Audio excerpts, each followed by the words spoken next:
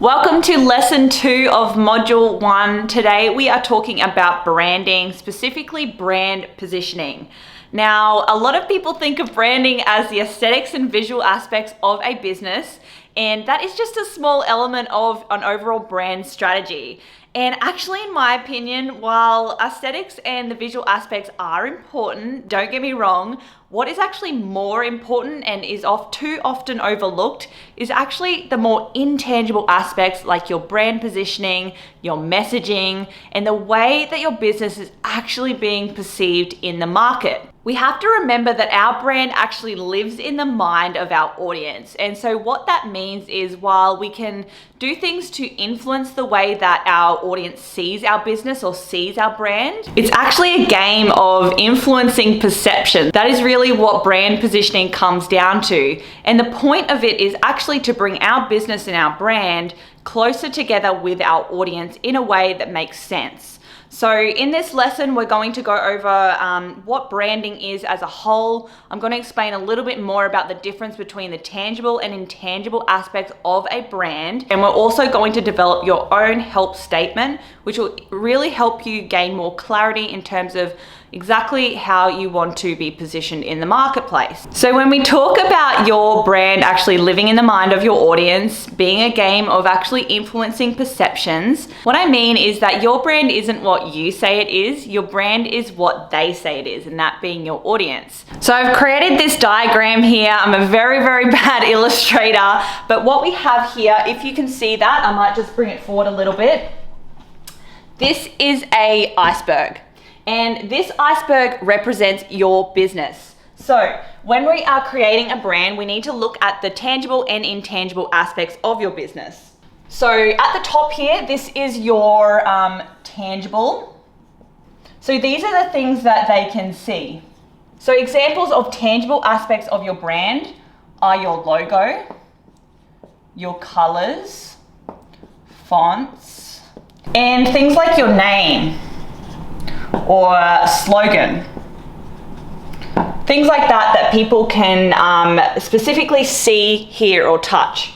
Now, if we look down here, this is obviously a bigger factor in this overall business structure. And what this is the intangible aspects of your brand. So this is things they can't see.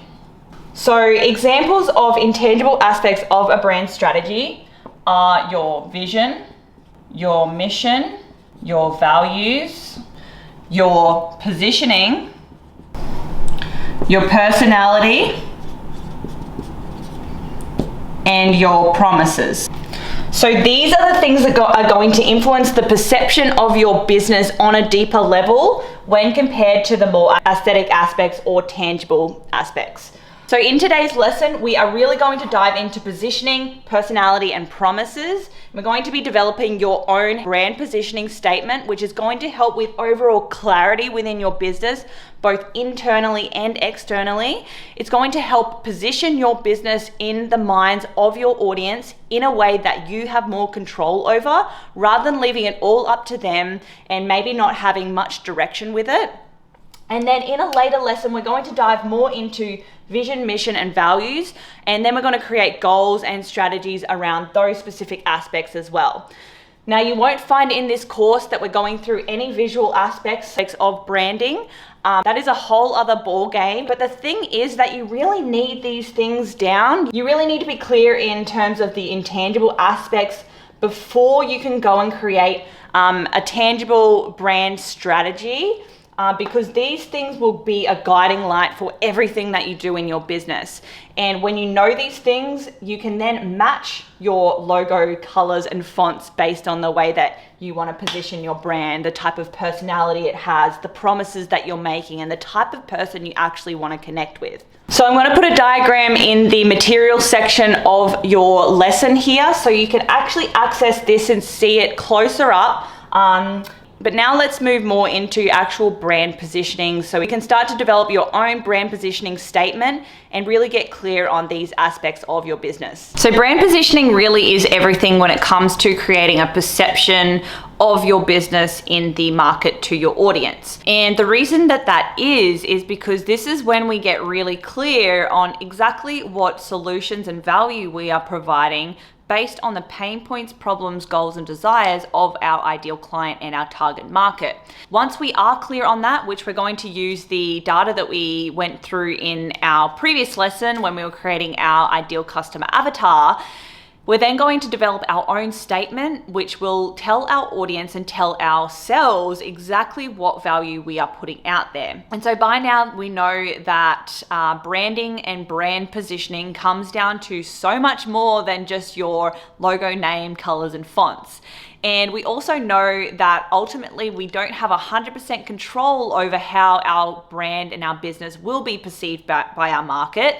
But there are so many things that we can do to actually influence the way that we are showing up, the way that we are delivering our marketing, our messaging, and the delivery of our services in a way that aligns to the way that we want our brand to be positioned. So one thing I did want to note is that we need to make sure that we are consistent with our branding across our entire customer journey. So if you want to create a business and a brand that positions you in as an authority in the market, that is a very professional type personality, then you have to make sure that just because you are marketing yourself that way to attract those people, how are you actually delivering on that promise after they kind of go through that whole marketing journey with you to become a paying client as well? Because it will not be sustainable if you create a brand message or position your brand to a market that you want to be perceived as a professional in, but then not deliver on that promise after they become a client. It will not work. So this brand positioning statement that we're creating after I go through the basics of brand positioning needs to be streamlined across your entire customer journey. It's not just about the perception before they become a client. So brand positioning is really about connecting your business with your audience. And so if we look at your brand in another one of my amazing diagrams, on the right here, we have your audience. And on the left, we have your business. And so in the middle is your brand. Okay? So the goal of our branding and our brand positioning is to connect your business with your audience. And so within your audience, these people, which they are real people, we need to remember that they aren't just numbers, they're not just clients. They have pains, challenges, goals, and desires. And then our business needs to be set up in a way that we are providing a solution and we are providing value. And so our brand positioning makes sure that everything that we do within our branding and our messaging and our marketing strategy actually connects these two together. Because we cannot create a brand positioning statement without knowing what our audience's needs are. Like, that is so important. And what I said in the previous lesson was that the point of our business is to solve problems. It's to give value. It is to serve, to help people. So this part here is really important. That's why we went through that in the first lesson.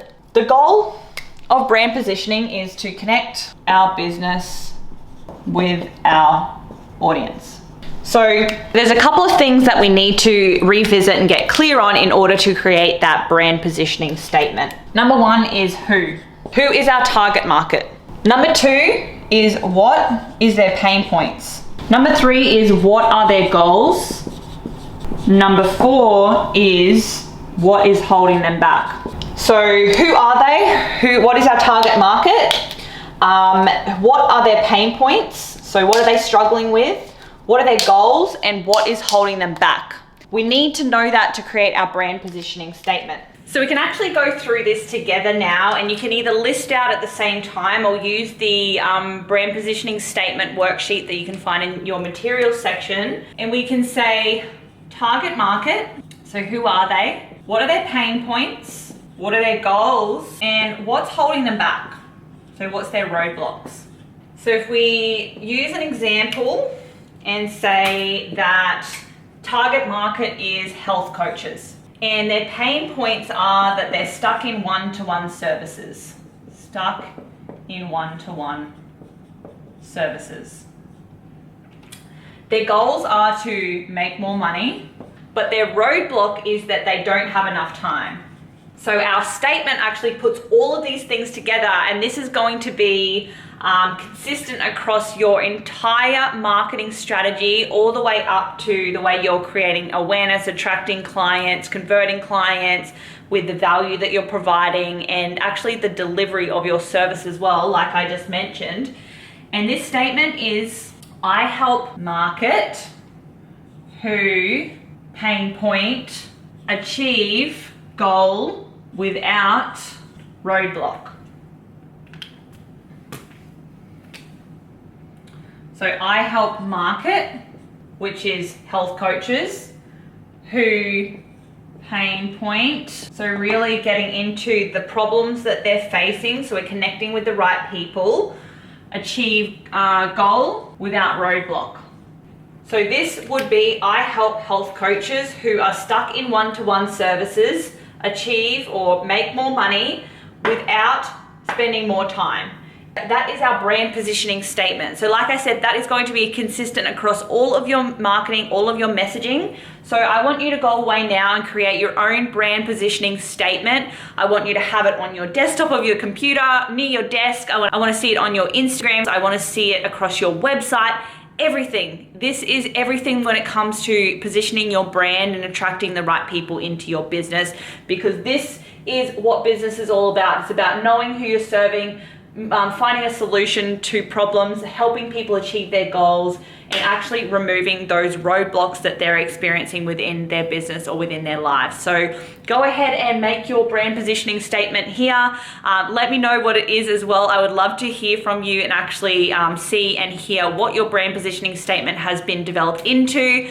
You can find in the materials section your own brand positioning statement worksheet, which will help you along with this activity. Also, I hope you got a lot out of this lesson in terms of understanding what branding is, brand positioning, and creating your own brand positioning statement. So in the next lesson, we are going through how to stand out online. And so again, what the work that we're doing leading up to this next lesson and every part of this course is progressive in the way that we are really laying the foundations of things that you need to understand within your business and within your marketing to actually create a strategy that is effective. So I will see you in the next lesson.